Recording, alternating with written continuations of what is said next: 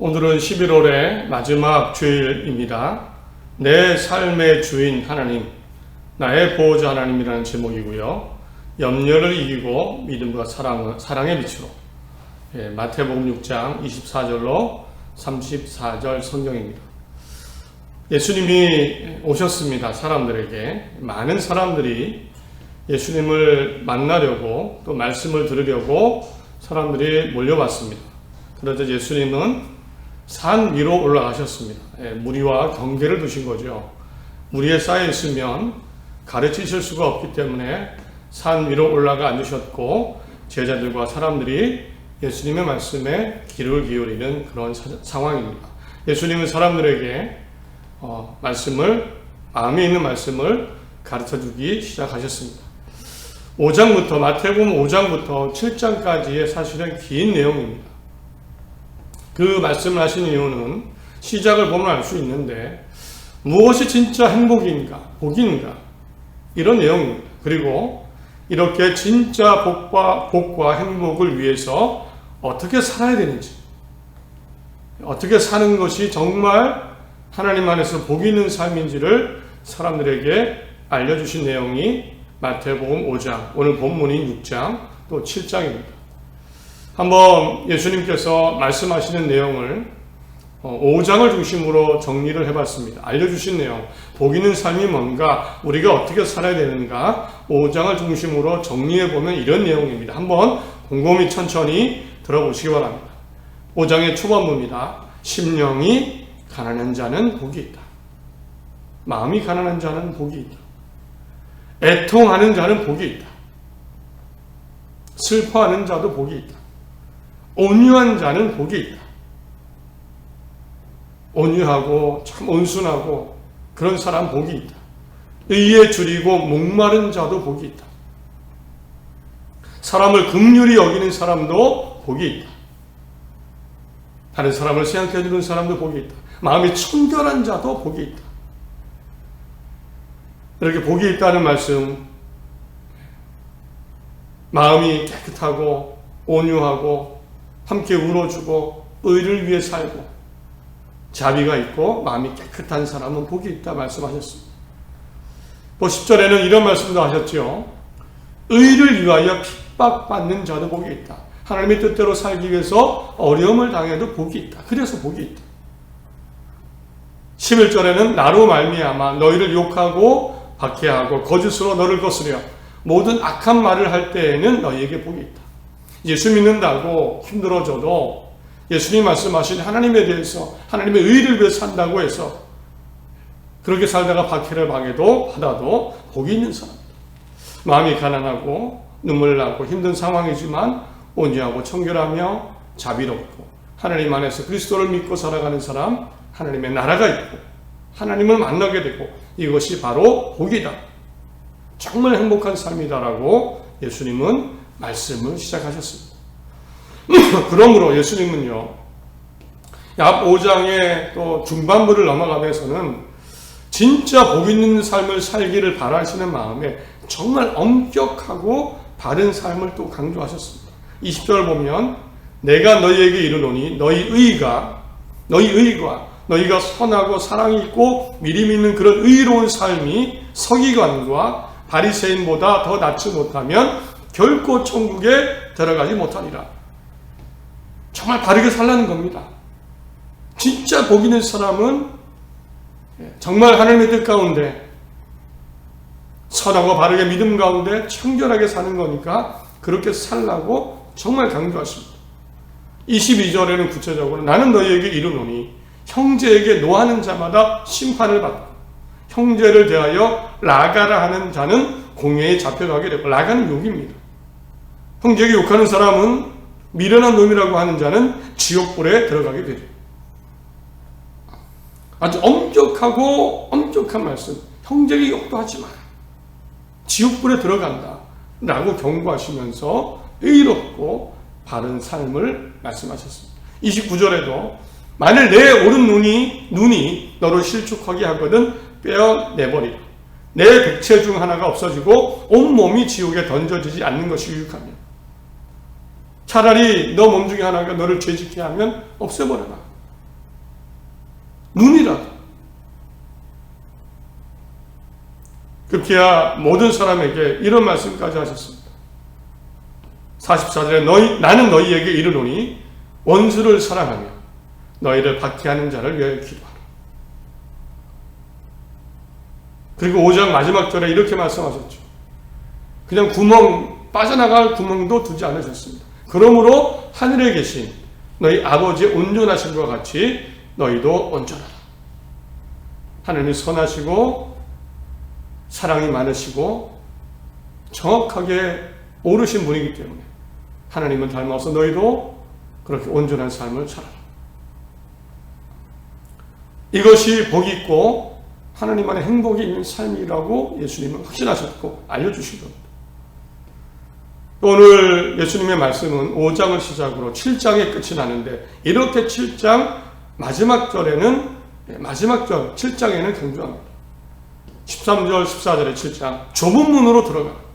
그래 이 길이 좁은 문인 거 안다. 멸망으로 인도하는 문은 크고 그 길은 넓어 그리로 가는 자가 많지만 생명으로 인도하는 문은 좁고 길이 협착하여 찾는 자가 적으면 그래 찾는 자가 적다. 지금까지 얘기한 대로 사람들이 살려고 하지 않는. 그러나 21절에 나더러 주여 주여 하는 자마다 천국에 들어갈 것이 아니요 다만 하늘에 계신 내 아버지의 뜻대로 행하는 자라야 들어가리라. 이 말씀을 하시고는 이렇게 살라고 말씀하신 겁니다. 심령이 가난하고 애통하지만 온유하게 살고 의에 줄이고 목마르고 긍휼히 여기고 마음이 청결하고 하나님 믿고 예수를 믿고 하나님처럼 정말 완전하고 거룩한 삶, 사랑이 있는 삶, 그런 삶을 살아라. 주여 주여 하는 자마다 천국까지 하고 그래야만 천국에 가는 가장 행복한 사람, 하나님이 함께 하시는 복 있는 사람이다. 이런 내용을 5장부터 7장까지 계속 말씀해 주셨습니다. 정말 필요한 말씀입니다. 예수님은 하나님 안에서 복 있는 삶이 무엇인가를 알려주셨습니다. 그러면 이제 생각을 해보겠습니다. 이 말씀을 들은 사람들의 마음은 어땠을까요? 사람들의 마음은 어땠을까요? 참 좋고 맞는 말씀이죠. 그리고 또 이런 예수님의 말씀을 듣고 있는 나는 어떨까요? 내가 지금 상황에서 이 말씀을 듣는다. 진짜 복 있는 삶은 이런 것이다.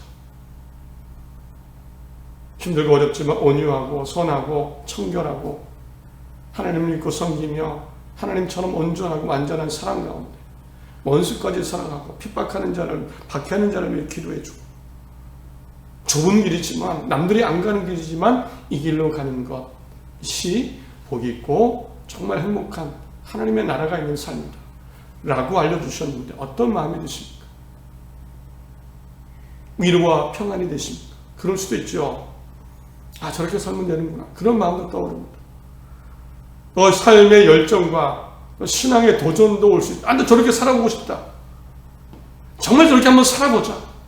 이런 마음이 또 들기도 합니다.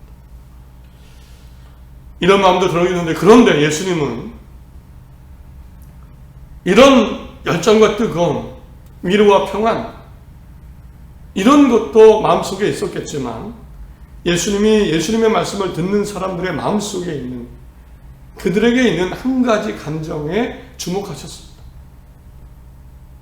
사람들이 도전도 받고 희망도 갖고 뜨거움도 회복했겠죠. 그런데 또 다른 마음이 있었습니다. 마음속에. 그것은 바로 염려입니다. 마음이 답답한 거죠. 그렇게 살면 되는 거 아는데 염려가 있습니다. 사람들의 마음속에. 삶에 대한, 살아가는 것에 대한 생존에 대한 염려입니다. 25절 보면 목숨을 위하여 무엇을 먹을까, 무엇을 마실까, 몸을 위하여 무엇을 입을까 이런 걱정을 하는 겁니다. 염려가 있는 겁니다.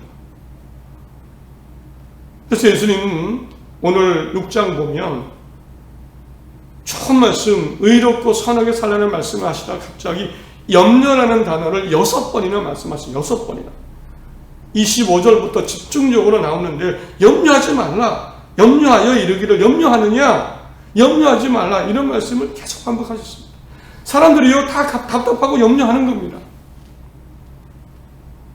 그들의 마음속에 있는 가장 큰 감정 중에 하나는 바로 염려였습니다. 사실 예수님께 몰려온 사람들 어떤 사람들이었을까요? 우리가 복음서를 보면 나오지만 아픈 사람들, 가난한 사람들, 억울한 일을 당한 사람들, 정말 인생의 길이 보이지 않는 사람들이 정말 많이 나왔습니다.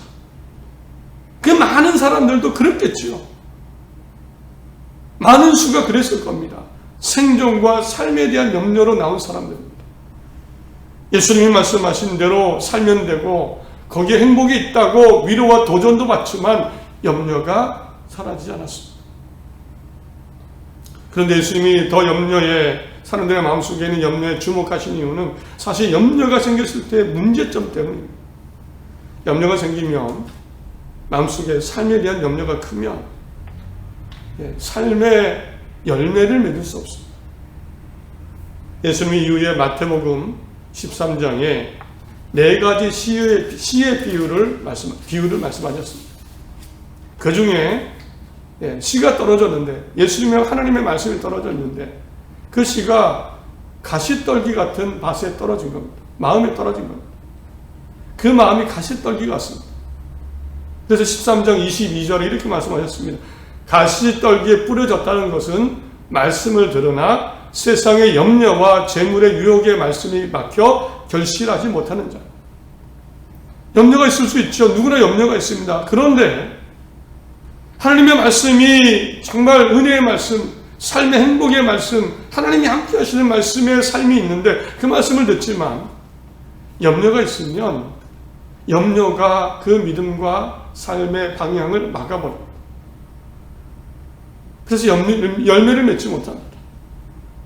하나님을 믿는, 진짜 믿는 믿음의 열매, 또 선하게 사는, 착하게 사는 열매. 세상 염려와 재물의 유혹이 있는데 사람을 사랑할 수 있습니까? 하나님을 제대로 정말 믿고 바라보며 뜻대로 살아갈 수 있습니까? 안 된다는 겁니다. 열매 맺지 못한다. 가시떨기 때문에 그 마음의 염려와 세상의 유혹 때문에. 염려가 있지만 예수님의 말씀을 듣는 사람들 염려 때문에 어쩌면 열매를 맺을 수 없는, 하나님도 제대로 섬기고 믿을 수 없고 하나님처럼 사랑과 선으로 살아갈 수 없는, 결국에는 하나님의 행복이 없는, 그것을 예수님은 보셨을 겁니다. 또 염려는 있을 수 있죠. 그런데 염려의 문제는 또 있습니다. 오늘 마태복음 6장 앞에 5장을 보면 소금과 등불에 대한 말씀하십니다. 그 소금이 짠맛을 잃어버리는 겁니다. 염려 때문에. 등불이 빛을 발하지 못하는 겁니다. 13절 너희는 세상의 소금이니 소금이 만일 그 맛을 잃으면 무엇으로 짜게 하리요? 후에는 아무 쓸데없어 다만 밖에 버려져 사람에게 밟힐 뿐이라. 너희는 세상의 빛이라. 산 위에 있는 동네가 숨겨지지 못할 것이요. 사실 우리는 짠맛을 내고 빛을 내야 됩니다. 그런데 염려가 있으면 짠맛을 내지 못하고 잃어버립니다. 선하게 살지 못합니다. 믿음의 사람답게 살지 못합니다. 소금의 짠맛, 믿음과 사랑을 잃어버립니다. 우리가 등불이고 세상을 비춰야 되는 빛을 내지 못합니다. 내가 우울한데, 내가 어두운데, 빛을 잃어버렸는데. 오늘 23절도 보면 눈이 나쁘면 온몸이 어두울 것이니, 그러면 내게 있는 빛이 어두우면 그 어둠이 얼마나 더하겠느냐. 빛은 우리가 눈은 우리가 밝게 살아가게 만들죠. 빛이 그 역할을 합니다. 우리 속에 빛이 있고 선함이 있고 긍정이 있고 하나님에 대한 믿음이 있으면 그 빛을 통해 어둠을 몰아내고 정말 긍정과 믿음과 사랑으로 살아갈 수 있습니다. 그런데 염려가 있으면 이 빛을 잃어버린다는 거예요. 마음이 어두워지고 우울해지죠. 우울해집니다. 깊은 어둠이 찾아옵니다. 어둠 속으로 묻히고 힘들어도 하나님을 의지하고 선하게 사랑으로 열매를 맺으며 천국을 바라보며 하나님이 주신 진정한 복을 누리며 살아야 되는데 염려가 있으면 다 막아버립니다. 믿음과 사랑의 열매도, 소금의 짠맛도, 빛도, 긍정도, 웃음도, 소망도 우울해지고 어두워지는데 어떻게 행복할 수 있을까요? 예수님 보신 것은 염려가 원인이라는 겁니다. 염려, 생존과 삶에 대한 염려. 그래서 이 염려의 더 큰 문제는 결국에는 이 염려, 어둠을 해결하기 위해 사람이 하나님이 아니라, 선이 아니라 다시 세상을 바라본다는 겁니다. 당장 눈앞에 보이는 세상 것을 바라보고 의지한다는 겁니다. 24절에 이렇게 말씀하셨죠. 한 사람이 두 주인을 섬기지 못할 것이니 염려 때문입니다. 혹 이를 미워하고 저를 사랑하거나 혹 이를 중히 여기고 저를 경히 여깁니다. 너희가 하나님과 재물을 겸하여 섬기지 못하느니라. 사람들이 염려가 크다 보면, 염려에 파묻히다 보면 세상을, 재물을, 쉽게 재물을 주인으로 섬긴다는 거예요. 예수님은 주인이라는 표현을 하셨는데 이 주인이라는 단어가 헬라어로 퀴리오스입니다. 종이나 사람의 주인을 말하는 거고 법적인 보호자, 통치자로 사용되는 말입니다. 그 누군가를 책임지는 겁니다. 그래서 퀴리오스는요, 하나님을 표현할 때도 사용했습니다. 하나님도 퀴리오스라고 표현했습니다. 통치자, 책임자, 주인, 나를 책임져 주시는 분. 염려가 커지다 보니까 결국에는 그 염려를 만들어내는 세상이고, 쉽게 돈입니다.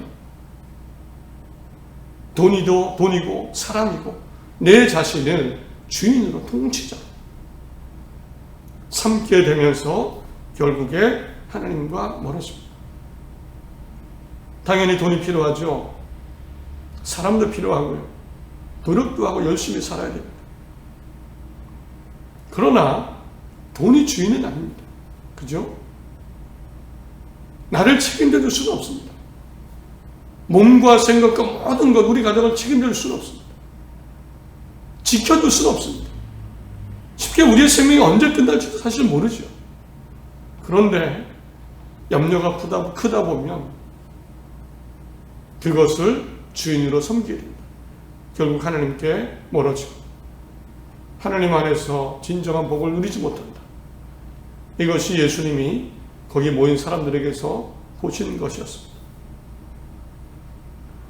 사람들이 예수님의 말씀을 믿고 받아들이고 염려를 이기고 살아오면 되는데, 염려를 이기고 살아가면 되는데 아마 예수님도 걱정이 되셨을 겁니다. 힘든 사람들이 모였기 때문입니다. 그러므로요, 그 사람도 그렇고 지금 우리도 그렇습니다. 염려를 이겨야 됩니다. 생존의 염려를 이겨야 됩니다. 그리고 다시 원점으로 돌아가서 예수님이 강조하시는 것은 바로 하나님께 맡기라는 겁니다. 하나님께 맡기라. 염려를 말씀하시면서 예수님이 꺼낸 단어는 바로 여호와 하나님이십니다. 하나님께 맡기고 하나님을 주인으로 섬겨봐라. 나의 통치자, 나의 책임자, 나의 능력으로 하나님을 다시 믿고 의지하며 힘을 내보라는 겁니다. 이렇게 다시 한번 하나님을 강조합니다. 당연한 것 같은데 강조합니다.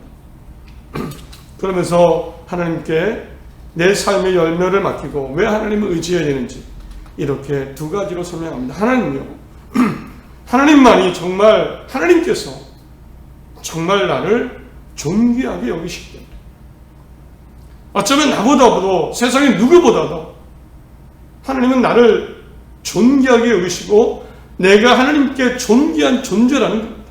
이것을 강조합니다. 26절에 공중의 새를 보라. 심지도 않고 거두지도 않고 창고에 모아들이지도 아니하되 너희 하늘 아버지께서 기르시다니 너희는 이것들보다 귀하지 아니하냐. 너희는 하나님께 귀한 존재다. 그것을 기억해라. 심지어 너가 하나님을 그렇게 생각하지 않아도 생각을 해봐라. 오늘 있다가 내일 아궁이에 던지는 들풀도 하나님이 이렇게 입히시거든 하물며 너희 거 뭐냐. 믿음이 작은 자들아, 믿음이 작은 사람들, 여러분 왜 그러십니까? 한번 논리적으로 따져보시기 바랍니다. 공중의 새, 하나님이 먹여주셔서 살아가는 겁니다. 들의 풀, 들에 있는 백합화 한 송이 얼마나 아름답습니까? 사람은 쳐다보지도 않고 관리도 안 합니다. 너무너무 하찮았어. 공중의 새는 우리가 사람이 잡아서 재물을 드릴 때 쓰고, 들에 있는 풀도 백합화도 우리가 꺾어서 우리가 사용하죠. 그만큼 하찮은데 하나님은 그런 것들을 기르십니다. 그러면 공중의 새를 우리 잡고 들풀도 꺾을 수 있는 것이 사람인데, 그 사람은 얼마나 하나님이 귀하게 여기지 않으시게 되는 겁니다. 이것을 깨달으는 겁니다. 힘들어하고 염려하는 것. 얼마나 귀하게 하시고 돌봐주시지 않겠는가. 그러므로 하나님께 눈을 돌렸어. 하나님을 나의 통치자 주인을 섬기며 하나님 안에 바르게 살아가는 것. 하나님을 의지하고 믿고 섬기며. 기억하시기 바랍니다. 염려가 생깁니다. 그죠? 염려가 나를 막 올가매고 힘들게 합니다. 그러나 그때 나를 누구보다 귀하게 여겨주신 하나님이 계시다는 거 기억하십시오. 염려를 이겨내야 됩니다. 하나님께 맡겨드리고 넘겨드리고 이겨내시고 승리하시기 바랍니다. 또 왜 하나님께 맡겨야 되는지 이렇게 설명합니다. 예수님은 8절, 그러므로 그들을 본받지 말라. 구하기 전에 너희에게 있어야 할 것을 하나님 너희 아버지께서 아시느니라. 너희에게 있어야 될 것을 하나님이 아신다 라고 강조합니다. 31절, 32절에도 그러므로 염려하여 이르기를 무엇을 먹을까 입을까 마실까 하지 말라. 이는 다 이방인들이 하나님 믿지 않는 사람들이 구하는 것이라. 너희 하늘 아버지께서 이 모든 것이 너희에게 있어야 할 줄을 아신다. 있어야 할 줄을 아신다. 이거 있어야 살아갈 수 있다는 것을 아신다는 거예요. 우리 사회가 자본주의죠. 하나님도 알고 계십니다. 자본주의. 돈이 있어야 사는 건 아닙니다. 교회도 돈이 필요하고, 아이 키우려면 돈이 필요하고, 병원 가려면, 밥을 먹으려면, 버스 타려면, 이 사회 속에서 살아가려면 돈이 필요하다는 것 아십니다. 자본주의를 아십니다. 내가 가족을 지켜내려면 돈이 필요하고, 자본주의 사회에서 살아가기 위해서 돈이 필요한 것 아십니다. 아신다는 겁니다. 아시니까 채우시겠죠. 아시니까 채우시겠죠. 하나님은 우리와 동떨어진 분이 아닙니다. 전혀 다른 세계의 분이 아닙니다. 이 의미는 우리가 사는 세상과 우리의 필요를 이해하신다는 거예요. 이것을 기억한다면 하나님 당연히 채우시겠죠. 이것을 기억한다면 하나님을 의지하고, 아무도 나를 몰라줘도, 내 처지와 상황은 몰라도, 스스로 나조차도 모르죠. 내가 뭐가 필요한지, 내 길이 어딘지 모르지만 하나님 아시기에 하나님이 도우시고 입히시고 먹이신다는 거예요. 그러므로 하나님께 염려를 맡겨드리고 염려를 이기고 하나님처럼 안전하게 사랑으로 선으로 살아가라고 말씀합니다. 거기에 하나님이 함께 하시고 하나님의 나라 천국이 있다고 말씀하십니다. 이제 우리 마음을 늘 따져보고 점검해야 됩니다. 정말 내가 하나님을 내 삶의 통치자, 보호자, 주권자, 주인으로 삼고 있는지 사실은 거꾸로 생각해 보면 압니다. 거꾸로 생각해 보면 압니다. 내가 정말 하나님을 믿고 의지하는지 거꾸로 따져보면 알 수 있습니다. 이겁니다. 염려가 생기지만 평안을 유지하고 계십니까? 염려가 생기지만 오늘 염려 오늘까지 하고 웃으며 잠을 잘 수 있습니까? 사실은 이것이 증거이기도 합니다. 내가 정말 하나님 믿지. 또 이겁니다. 내가 하나님 말씀대로 선하고 착하게 사랑으로 살고 있는지.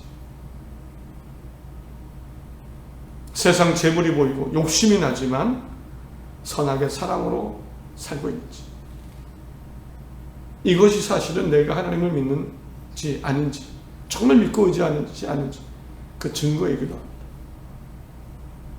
우리는 결단하고 살아야 됩니다.